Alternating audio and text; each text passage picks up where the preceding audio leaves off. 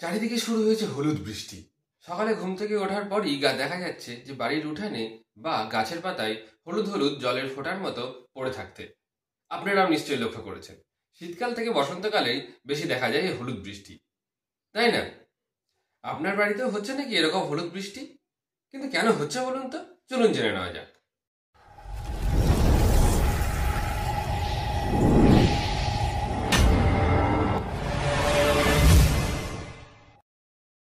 আসলে এই শীত থেকে বসন্তকালে ফুলে ভরে ওঠে আমাদের চারিদিক। নতুন নতুন বিভিন্ন রকমের এই যে মরশুমি ফুল এই সময় দেখা যায়, যেগুলো বেশিরভাগই সপুষ্পক। আর মৌমাছিরা যখন ঝাঁকে ঝাঁকে আসে সেই মধু খাওয়ার জন্য, ফুলের ওপরে বসে আর মধু সংগ্রহ করে। কিন্তু শুধু মধু তো খায় তাই নয়, মধুর সঙ্গে পরাগরেণুও তাদের পেটের মধ্যে চলে যায়। ব্যাস, পেট খারাপ।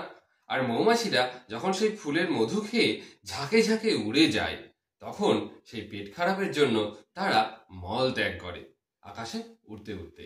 আর সেই পরাগরেণু মিশ্রিত মলই অ্যাকচুয়ালি হলুদ বৃষ্টি বলে মাটিতে পতিত হয়।